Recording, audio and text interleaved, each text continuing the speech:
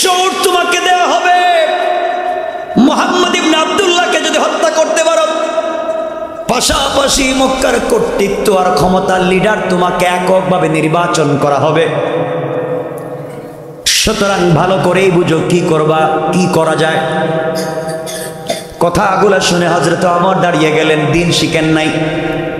আমার উদ্দেশ্য ছিল সত্য পাইলে তিনি মেনে নিবেন।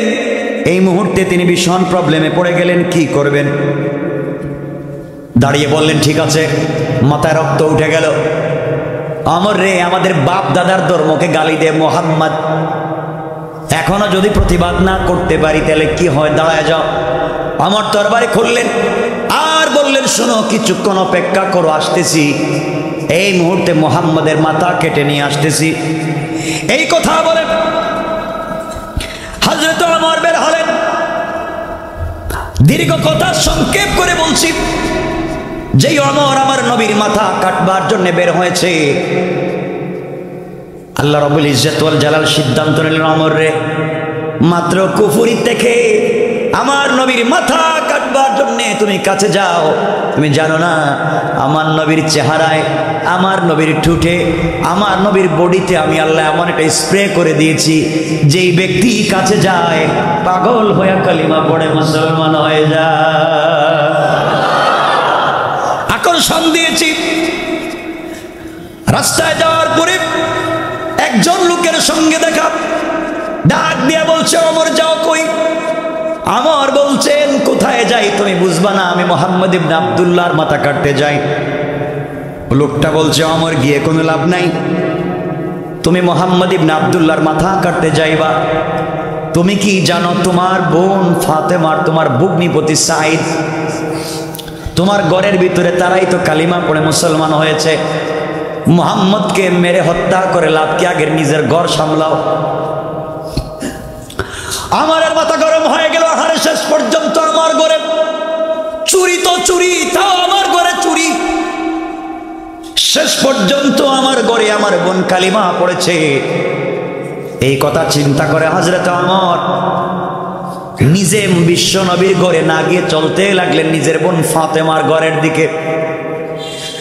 হযরত ওমরের বোন ফাতেমা আর তার স্বামী সাইদকে ওই সময় রাসূলের একজন প্রিয় সাহাবী হযরত খাব্বাব কোরআন থেকে সূরা তাহা শিক্ষা দিচ্ছিলেন, তালিম দিচ্ছিলেন, পড়াচ্ছিলেন।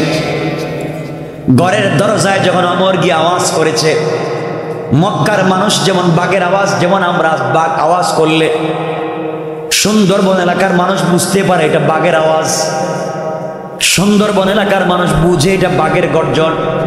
মক্কার মানুষ যখন ওমরের গর্জন শুনতো তখন বুঝতো এটা অরিজিনাল ওমরের গর্জন। আমার দরজায় গিয়ে আঘাত করে বলছেন বোন ফাতেমা দরজা খুলে দে।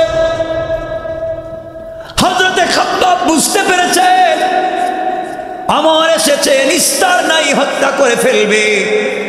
তিনি কোরআনের সূরা তাহার কপিটাকে হাতে নিয়ে ঘরের কর্নারে লুকিয়ে পড়লেন, যেন কোনোভাবে আঘাত করতে না পারে, কোরআনকে বেইজ্জত করতে না পারে। তিনি একটা ভালো জায়গায়, সংরক্ষিত জায়গায় গোপনে বসে পড়লেন। দীর্ঘক্ষণ ডাকাডাকির পরে বোন যখন দরওয়াজা খুলে দিয়েছে, হযরত ওমর ঘরের ভিতরে প্রবেশ করলেন। প্রবেশ করে ডাক দিয়ে বোনকে বলছেন, বোন তোমরা কি তেলাওয়াত করেছো, কি পড়েছো? বোন প্রথমে বলছেন, ভাই ওমর তোমাকে বলছে আমরা কিছু এখানে করি নাই। ডাক দিয়া বলছেন, আমার বলো না হলে তোমাদেরকে পিঠাবো। এই কথা বলবার পরে ভগ্নিপতি হযরতে সাইদ বলছেন, ভাই আমরা কালিমা পড়েছি, মুসলমান হয়েছে, কোরআন শিখছিলাম।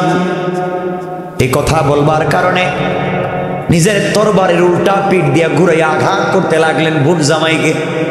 রক্তাক্ত করে দিলেন, মাথা ফেটে ফিনকি দিয়ে রক্ত বের হয়েছে। হযরতে সাইদ মাটির মধ্যে পড়ে গেলেন, জমিনের মধ্যে পড়ে গেলেন। বোন দৌড়ে আসছেন আর বলছেন, ভাই রে তুমি কেন আমার স্বামীকে আঘাত করেছ? কালিমা পড়বার অপরাধী তুমি যদি আমার স্বামীকে আঘাত করে রক্তাক্ত করে ফেলো, তোমার বডিতে যে খাত্তাবের রক্ত আছে, ব্লাড আছে, আমার বডিতে সেই খাত্তাবের ব্লাড আছে। তুমি যেমন খাত্তাবের ছেলে অমর, আমি তেমন খাত্তাবের মেয়ে ফাতেমা। মনে রাখবা, তুমি যদি 10টা মারো আমি একটা মারতে পারবো। খবরদার, খবরদার বলে দিলাম, তুমি বড় ভাই, আমার স্বামীকে যদি আর আঘাত করো তোমাকে আঘাত করতে বাধ্য হব। কোন আল্লাহু আকবার। খবরদার, তুমি তোমার ধর্ম নিয়ে চলো, আমাদেরকে আঘাত করতে দিও না। হযরত আমার নবীর বিরুদ্ধে কুরুচিপূর্ণ একটা বাক্য উচ্চারণ করতে যাবেন, বোন সাবধান করে বলছে, ভাই শোনো, আমি মেয়ে হতে পারি, তুমি যদি আমার রাসূলকে আঘাত করো বোনের ঘর থেকে জিহ্বা নিয়ে বের হতে পারবে না। আল্লাহু আকবার। আমি বোন কথা দিলাম, বাবার ব্লাড থেকে তুমি যেমন তৈরি আমিও তৈরি, তোমাকে এভাবে ছেড়ে দিব না। ভাইরে, তুমি আঘাত করতে পারো, মরে যেতে পারি, টুকরা টুকরা করে দিতে পারো, জীবন্ত পুড়িয়ে ফেলতে পারো, কিন্তু যেই কোরআন পড়েছি, যেই কোরআনের স্বাদ পেয়েছি, একটা মিনিটের জন্য সেই কোরআনকে ছেড়ে দিতে পারি না। আমার চিন্তায় পড়ে গেলেন, ব্যাপার কি, এত মায়ের দিচ্ছি, এত আঘাত করতেছি, বোন রক্তাক্ত হয়েছে, তার স্বামী অজ্ঞান হয়েছে, কোরআনকে ছাড়তে চায় না। কোরআন কি? কোরআন একটা ম্যাগনেট, কোরআন একটা লাইট, কোরআন একটা চুম্বক। লিতুখরিজান নাসা মিনাজ জুলুমাতি ইলান নূর, যার অন্ধকার থেকে আলোর পথ পেয়ে যায়, কোরআন নামক লাইট পেয়ে যায়, সেরা আর সেই পথ থেকে যেতে চায় না। হযরতে আমার বলছেন, বোন প্লিজ, বুঝতে পেরেছি তোর গরম মাথা, আমারও গরম মাথা, একটু কাজ কর। ঠিক আছে, সব কিছু তোমরা যা মন চায় করো। আচ্ছা, কি তিলাওয়াত করেছো আমাকে একটু দেখাও। ফাতেমা বলছেন, ভাই না, তোকে দেওয়া যাবে না। ইন্নাকা রিজসুন ইন্নাকা নাজাসুন, তুমি নাপাক। আমাদের কোরআন পাক, কোন নাপাক মানুষের কাছে পাক পবিত্র কোরআন দেওয়া যায় না। হযরত ওমর বোনের আওয়াজ শুনলেন, আমি নাপাক আর তাদের কোরআন পাক। এই মুহাম্মদকে চিনে না, জানে না। অন্য গোত্রের একটা ছেলের জন্য আমার বোনকে মারলাম, বোনের স্বামীকে মারলাম, ওরা আমাকে মারতে চায়, ঘর থেকে বের হয়ে যেতে চায়, মরে যেতে চায়, মুহাম্মদকে ছাড়তে চায় না, কোরআনকে ছাড়তে চায় না। তাহলে কোরআনে কি আছে আমাকে দেখাই লাগবে। বোন, কোরআনটা দে। না, দেওয়া যাবে না। দে কোরআন, দে, কোরআন দেখতে চাই। না ভাই, তোমাকে কোরআন দেওয়া যাবে না, আগে তুমি ওযু করো, গোসল করো, পবিত্র হয়ে আসো, তোমাকে কোরআন দেব। হযরত ওমর বসে পড়লেন। কিছুক্ষণ পরে ওমর দাঁড়াচ্ছেন, বলছেন, বোন আমি গোসল করে আসতেছি, আমি পড়তে চাই, দেখতে চাই কোরআনে কি আছে। এখন গরম না নরম? কথা বলেন না কেন? কৌশলটা কার? আল্লাহ। এমন সময় ঘরের কর্নার থেকে হযরতে খাব্বাব বের হলেন আর বললেন, আমার মন বলতেছে, আল্লাহর রাসূলকে আমি একদিন বৃহস্পতিবার দিন গত রাত্রে, জুমাবার রাত্রে দোয়া করতে দেখেছি। তোমার নাম ধরে বিশ্ব নবীর পবিত্র জবানে দোয়া করেছেন। আমার বিশ্বাস, বিশ্ব নবীর জবানে যেই নামটা উঠেছে, আল্লাহ মনে হয় তোমাকে কবুল করে নিয়েছেন। পড়েন সুবহানাল্লাহ। আমার বন্ধুগণ এক পর্যায়ে আমার পবিত্র হয়ে আসলেন, গোসল করলেন, সূরা তাহার কপি তার হাতে দেওয়া হলো, তিনি পড়তে লাগলেন, তাহা মা আনজালনা আলাইকাল কুরআনা লিতাশকা। পড়তে লাগলেন, তাহা, আপনাকে কষ্ট দেওয়ার জন্য আমি আপনার প্রতি কোরআন নাজিল করিনি। আল্লাহ আমার রাসূলকে বলছেন, বন্ধুরে, তোমাকে কষ্টে ফেলার জন্য আমি আল্লাহ রব্বুল ইজ্জত ওয়াল জালাল কোরআন নাজিল করিনি, কোরআন দিয়েছি ইল্লা তাযকিরাতাল লিমান ইয়াখশা। যারা দুনিয়ার জমিনে উপদেশ গ্রহণ করে ভয় পায়, আমি আল্লাহ রব্বুল ইজ্জত ওয়াল জালাল তাদের জন্য কোরআন দিয়েছি। পড়েন সুবহানাল্লাহ। আমার পড়তে লাগলেন, এরপর আল্লাহ বলছেন, তানজিলাম মিম্মান খালাকাল আরদা ওয়াস সামাওয়াতিল উলা। আল্লাহু আকবার। এটা তার কাছ থেকে অবতীর্ণ, আল্লাহর কাছ থেকে অবতীর্ণ। তিনি যিনি নবমণ্ডল ভূমণ্ডল সমুচ্চ দুনিয়া সৃষ্টি করেছেন, তার কাছ থেকে এই কোরআন এসেছে। পড়েন সুবহানাল্লাহ। তিনি কে, কোথায় থাকেন? আমার এবার চিন্তা করলেন, কোরআন এসেছে আল্লাহর পক্ষ থেকে, তাহলে আল্লাহ কই? তিনি বা কে? পড়তে লাগলেন পরের আয়াত। আল্লাহ রাব্বুল ইজ্জত ওয়াল জালাল বললেন, আর রাহমানু আলাল আরশিস তাওয়া। আল্লাহু আকবার। তিনি তো সেই রব যিনি আরশে সমাসীন আছেন। তিনি কে? লাহু মা ফিস সামাওয়াতি ওয়া মা ফিল আরদি ওয়া মা বাইনাহুমা ওয়া মা তাহতাত থারা। এই আল্লাহ যিনি আরশে আজিমে আছেন, যিনি নবমণ্ডল ভূমণ্ডল দুনিয়ার জমিনের মধ্যখানে যা আছে সব কিছু যিনি তৈরি করেছেন, নিজের হাতে সন্নিবেশিত করেছেন, সেই আল্লাহর পক্ষ থেকে কোরআন এসেছে। পড়েন সুবহানাল্লাহ। ওমর তো পড়তেছেন আর অভিভূত হচ্ছেন, এক আয়াত পড়তেছেন লম্বা, আমি তো সবগুলো পড়বো না। পড়তে পড়তে পড়তে পড়তে ওমর পৌঁছে গেলেন, কি রে কি পড়তেছি এগুলা? তিনি কে? তার জন্য কি করা লাগবে? নবমণ্ডল ভূমণ্ডল বানালেন, তিনি আরশে আজিমে থাকেন। এটা হিদায়াত প্রাপ্ত মানুষ বুঝে, ভয় পায় যারা, তারা মানে কি? তিনি কি করা লাগবে তাকে ভয় পেতে হলে? পড়তে পড়তে তিনি সূরা তাহার 14 নম্বর আয়াত পর্যন্ত পৌঁছে গেলেন। বসা ছিলেন, দাঁড়িয়ে গেলেন, পড়তে লাগলেন, ইন্নানি আনা আল্লাহ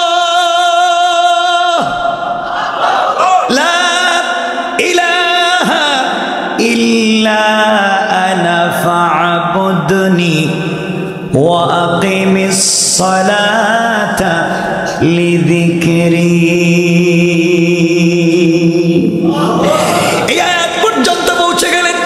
যেখানে আল্লাহ বলছেন আমি ব্যতীত অন্য কারো ইলাহ নেই, অন্য কোনো ইলাহ নেই, অন্য কোনো উপাসনা করার জায়গা নেই, আর কারো ইবাদত করা যাবে না। সুতরাং ইবাদত হবে একমাত্র আমার, আর আমার সম্মানার্থে তোমরা দাঁড়াও, তোমরা বসো। ওয়া আকিমিস সালাতা লিযিকরি, আমার সম্মানের জন্যে, আমার নাম নেওয়ার জন্য তোমরা দাঁড়াও, তোমরা বসো, রুকু করো, সেজদা করো, সালাত করো, সব আমার জন্য। এক পর্যন্ত পৌঁছে গেলেন। হাতে তো আমার দাঁড়িয়ে থাকতে পারলেন না, চিৎকার করে বোনকে ডাক দিয়ে বলছেন, বোন রে আমার কাছে আয়, আমাকে ধর, আমার শরীরটা কাঁপতেছে, ভয় পেয়ে যাচ্ছি, হয়তো ভুল পথে এতদিন ছিলাম আমি। এক পড়বার পরে আমার দিলের মধ্যে কি যেন একটা ঠান্ডা বাতাস ধাক্কা দিয়েছে। বোন দেরি করা যায় না, কোথায় আছে মুহাম্মদ ইবনে আব্দুল্লাহ? আমাকে নিয়ে যা, নিয়ে যা, দেরি করতে চাই না। এই মুহূর্তে কালিমা পড়ে আমিও ইসলামের সুশীতল ছায়াতলে আসতে চাই।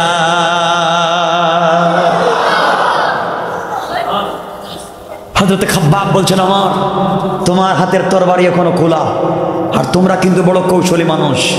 আমার ভয় হচ্ছে কালিমার নাম ধরে রসুলের কাছে গিয়ে রসুলকে কোনোভাবে হ্যারাসমেন্ট করতে চাও। হযরত ওমর বলছেন, খাব্বাব তুমি আমাকে ভালো করে চিনো ভাই, আমার ভয় হচ্ছে, আমার শরীর কাঁপতেছে, আমি জাতকে তেলাওয়াত করলাম, এই মুহূর্তে যদি আমি মরে যাই। আল্লাহ বলছেন, ইন্নানি আনাল্লাহ, একমাত্র তিনি রব, আর তার জন্যই ইবাদত করতে হবে, তার পায়ে শ্রদ্ধা দিতে হবে। আমাকে তোমরা এখন পবিত্র বানাও, মুহাম্মদের কাছে নিয়ে যাও।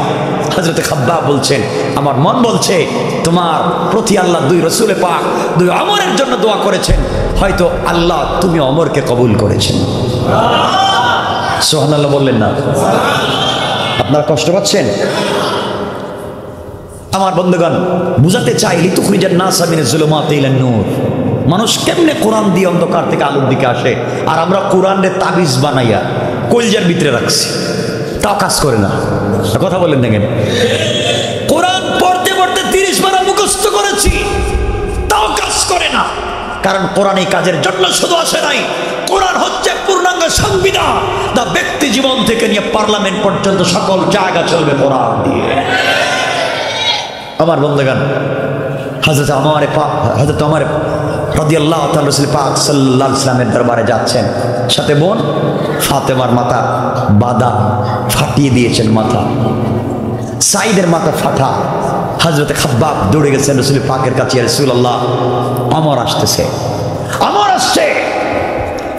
রাসূল পাকের কাছে বসা ছিলেন হযরত ওসমান, হযরত আলী, আর দাঁড়িয়ে ছিলেন হযরতে হামজা, রাসূলের চাচা। হামজা বলছেন, বাতিজা আমি ওমরের বিশ্বাস করি না, ও যতই তোমার কাছে আসুক আমার ভয় হচ্ছে তোমাকে ক্ষতি করবে, আমার হাতে জুলফিকারটা উঠাইয়া দাও। ওমর আসার আগে আগে আমি তাকে দুনিয়ার থেকে উঠাইয়া দিই। সে মনে করেছে সে বড় লিডার, আমি বেঁচে থাকবো হামজা আর আমার বাতিজাকে আঘাত করবে। নবীজি দাঁড়িয়ে বললেন, মুচকি হেসে, চাচা বসে যাও। জিবরিল আমিন এসে বলছে, ওমর মারতে আসে নাই, বরং তার তরবারিটা আমার কাছে রাইখা তার কলিজাটা দ্বীনের জন্য দিতে আসতেছে। আল্লাহু আকবার। হযরতে আলী দাঁড়িয়ে গেলেন, হযরতে হামজা দাঁড়িয়ে রইলেন, হযরতে আমার বিশ্ব নবীর সামনে কাছাকাছি চলে গেলেন। নবীজি সাল্লাল্লাহু আলাইহি ওয়াসাল্লাম যখন ওমরকে আসতে দেখলেন, তরবারিটা খোলা, কাদের মধ্যে ফেলে দিয়েছে, চোখের পানিতে গাল ভিজে যায়। এত শক্ত মানুষ, আশাদ্দুহুম ফি আমরিল্লাহি ওমর, একটা শক্ত মানুষ, চোখ থেকে পানি পড়তেছে।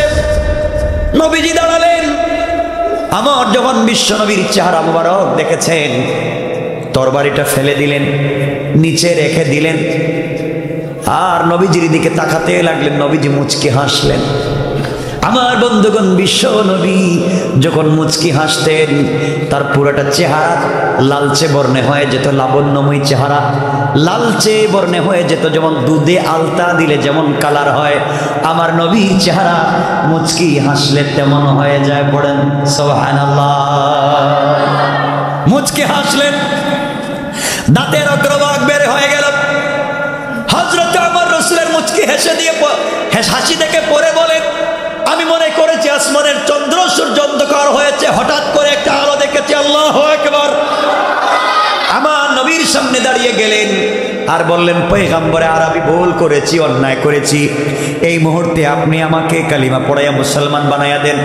আমার বন্ধুগণ, এমন সময় বিশ্বনবী দারুল আরকামে ছিলেন, আবুল আরকামের বাড়িতে আমার নবী অবস্থান করছিলেন। দারুল আরকামে বিশ্বনবী বসা, আবুল আরকামের বাড়িতে আমার নবী অবস্থান করতেছেন। হযরতে হামজা দাঁড়িয়ে রয়েছেন, আলী, উসমান দাঁড়িয়ে রয়েছেন। হযরতে ওমর ঢুকলেন, তরবারি ফেলে দিলেন আর ডেকে বললেন, পয়গম্বরে আরবি, আমাকে কালিমা পড়াইয়া দেন। নবীজি কালিমা পড়াবার আগে হযরতে ওমরকে জড়াইয়া ধরলেন, জড়াইয়া ধরে কপালে চুম্বন করে বুকের সঙ্গে জড়াইয়া ধরলেন। আইরে সিনা দের সিনা। যখন ওমরকে জড়াইয়া ধরেছেন, সত্য ওমর চোখের পানি ছাড়তে ছাড়তে কাঁদতে কাঁদতে অজ্ঞানের মতো হয়েছে। দীর্ঘ 10 মিনিটের মতো রাসূল জড়িয়ে ধরেছেন। ওমর ডাক দিয়ে বলতেছেন, পয়গম্বরে আরবি, আপনি আমাকে ছেড়ে দেন, আপনার বুকের একটা ধাক্কায় আমার দিল একবার শীতল হয়ে গিয়েছে। আল্লাহু আকবার। আমার নবীকে বললেন, পয়গম্বরে আরবি, কালিমা পড়াইয়া দেন, লা ইলাহা ইল্লাল্লাহু মুহাম্মাদুর রাসূলুল্লাহ।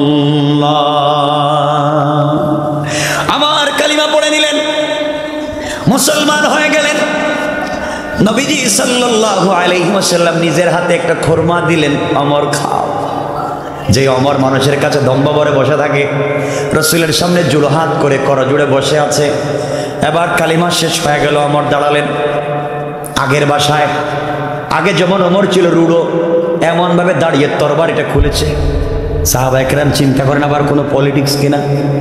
দাঁড়িয়ে গিয়েছে ওমর, তরবারি খুলে বলছেন, ইয়া রাসূলুল্লাহ, আপনার কাছে জানতে চাই, আপনি আমাকে যেই কালিমা পড়িয়েছেন, বলেন কালিমা সত্য না মিথ্যা? আল্লাহ রাসূল বলেন, অবশ্যই সত্য।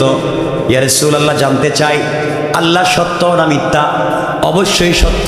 আপনার রাসূল সত্য না মিথ্যা? অবশ্যই সত্য। পয়গম্বরে আরবি, জানতে চাই সব যদি সত্য হয়, তাহলে আপনি দ্বীনের দাওয়াত গোপনে গোপনে কেন দিতে যাবেন? আজকে থেকে মক্কায় ইসলামের দাওয়াত গোপনে হবে না। এই মুহূর্তে আমার নেতৃত্বে মক্কায় একটা তাওহীদের মিছিল করতে চাই। আল্লাহু আকবার। দীর্ঘদিন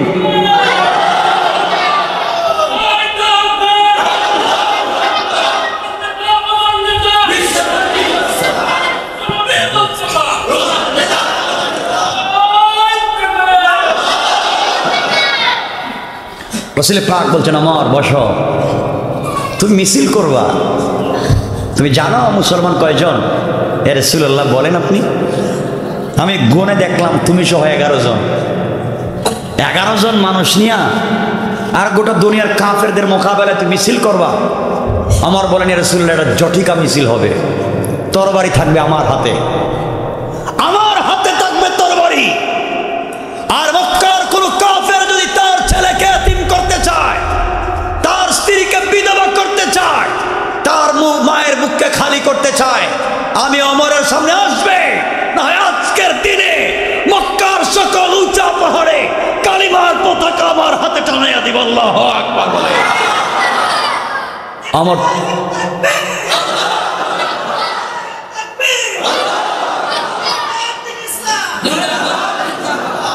আমার বন্ধুগণ, এক পর্যায়ে হযরতে ওমর রাসূল পাক কি বলতেছেন, নবীজি সাল্লাল্লাহু আলাইহি ওয়াসাল্লাম ওমরের কথাকে মানতে চাচ্ছেন না।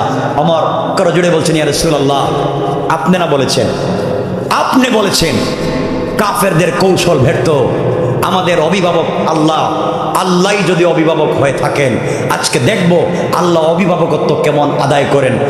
আজকে থেকে আমি আমাদের একটা মাত্র ধর্ম, আমাদের ধর্মের নাম ইসলাম, আর এই ইসলামের নেতৃত্ব এবং নেতা হলেন আপনি। আর আমি ওমর আজকে থেকে আপনার নেতৃত্বে কর্মী হিসেবে ঘোষণা দিয়ে দিলাম। আমি ওমর হব কর্মী, আর আপনি হবেন নেতা। সংবিধান হবে আল কোরআন। এখন ঠেকায় কে? আল্লাহু আকবার বললেন না? ওমর তো এই জিনিস ছিলেন না, আসছিলেন রাসূলের মাথা কাটতে, এখন জীবনটাও দিয়ে দিতে চায়। শেষ পর্যন্ত রাসূল বলেন, ওমর, আমি কিছু বুঝতেছি না। জিবরিল আমিন কানে কানে বলছেন, ইয়া রাসূলুল্লাহ, আর বৈশা লাভ নাই, বহুত হইছে, ওমরের একটু সুযোগ দেন না। যেই বেঈমানেরা আপনার মাথা কাটবার জন্য পাঠাইছিল, এরা এখনো মিটিংয়ে আছে।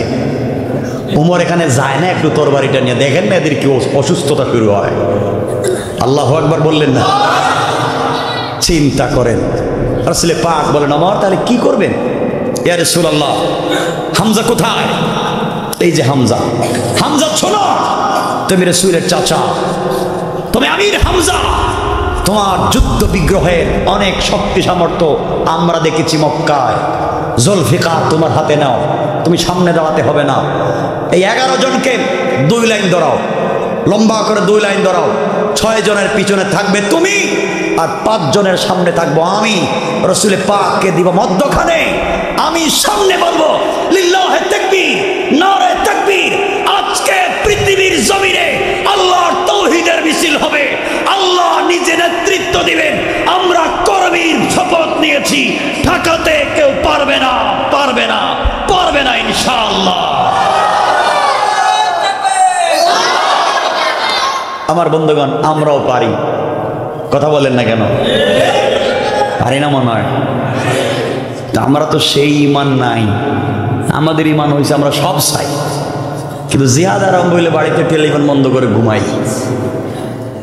হযরত ওমর 2 লাইন ধরালেন, সামনে তরবারি, আগের তরবারি খুলছে, কয়লা হাতে নিচ্ছে। 2 লাইন ধরছেন রাসূল পাক মধ্যখানে, হযরতে হামজা পিছনে, লম্বা লাইন। আবু জাহেলরা দেখতেছে, মনে করতেছে আরে মনে হয় একা, যারা মুসলমান হয়তো সবগুলোর মনে বাইন দিয়ে উপর নিয়ে যেতেছে। শেষ পর্যন্ত ওমরের টার্গেট ঠিক, শুধু মারে নাই, সবগুলোর বাইন আনতেছে। আল্লাহ বলতেছে দিতেছি, বাইন দিয়ে যাও সামনে, বুঝতে পারবা কি দিচ্ছি। আমার বন্ধুগণ, এক পর্যায়ে হযরত ওমর কাবা চত্বরে গিয়ে দেখলেন আবু জাহাল, আবুল আহাব বসা বসা, স্বভাব সুলভ ভঙ্গিতে 11 জনকে দাঁড় করালেন, দাঁড়াও, 10 জন দাঁড়াও। হযরত ওমর আগে যেই জায়গায় বসতেন, আবু জাহাল, আবুল আহাব এবার সেই জায়গায় গেলেন, আগের জায়গায় দাঁড়ালেন, কাফেররা সব দিকে বসা। ওমর বললেন, শোনো, আমি ওমর ইবনুল খাত্তাব ঘোষণা দিচ্ছি তোমাদের সামনে, আশহাদু আন্নাকা মুহাম্মাদুর রাসূলুল্লাহ, মুহাম্মদ আল্লাহর রাসূল।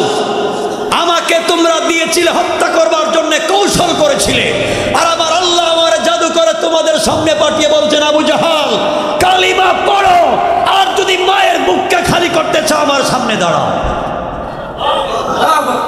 আবু জাহেল বলতেছে, দোস্ত তোর কি মাথা খারাপ হয়েছে নাকি?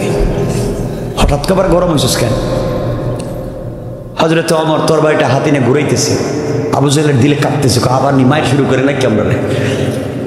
আবু জাহেল বলতেছে, দোস্ত কি হয়েছে? আমি মুসলিম, কথা বলে দিলাম আজকের থেকে এখানে নামাজ হবে, ডিস্টার্ব করতে পারবা না, দ্বীনের দাওয়াত কালিমার দাওয়াত হবে, আমার নেতৃত্বে দাওয়াত হবে, তোমাদের সাহস থাকলে আটকাইও, আসো এখন খেলা হবে। কি হবে? খেলা হবে। ওমরের সাথে আর খেলে কে? আবু জাহেল দাঁড়ায় বলছে, ভাই আজকের প্রোগ্রাম মুলতবি ঘোষণা করল, আমার কাজ আছে, আমি বাসায় গেলাম। আবু জাহেল বলতেছে, আমারও কাজ আছে। উতবা সাহেবা বলতেছে, এই প্রোগ্রামেরই দরকার নাই, কিছুদিনের জন্য আমরা অফ থাকি। আমার বলতেছে, অফ থাকার দরকার নাই, যা করেছো বহুত হয়েছে। মুহাম্মদের উপরে যদি আর কোনো আঘাত হয় মক্কায়, মনে রাখবা তোমরা একটাও আর থাকতে পারবে না। এবং তোমরা কি ভালো থাকতে চাও? যদি ভালো থাকতে চাও মুহাম্মদকে ভালো রাখতে হবে, আর তোমাদের যদি সমস্যা থাকে আমার সাথে বোঝাপড়া করো। এখন সবাই এখান দিয়ে গিয়ে আবু জাহেলের বাড়িতে বসছে, দোস্ত পাঠাইছিলি কি জন্য, হয়েছেটা কি? এখন তো আমাদের এটাই নেতাই নাই, আমাদের যুদ্ধের আসল হাতিয়ারই নাই, এখন কেমনে কি করা যায়? আমার বন্ধুগণ, আল্লাহ রাব্বুল ইজ্জত ওয়াল জালাল বোঝাতে চান, তোমরা যেই জিনিস দিয়ে কৌশল করে দিন মুছে দিতে চাইছিলে, আমি আল্লাহ যে সেই জিনিস দিয়েই দিন জিন্দা করতে চাই। পারেন না আল্লাহ? কথা বলেন না কেন? আমার হচ্ছেন তার জ্বলন্ত প্রমাণ। ওমর ফারুক রাদিয়াল্লাহু আমার সঙ্গে 15 কষ্ট কমে যাচ্ছে। কষ্ট হচ্ছে আপনাদের?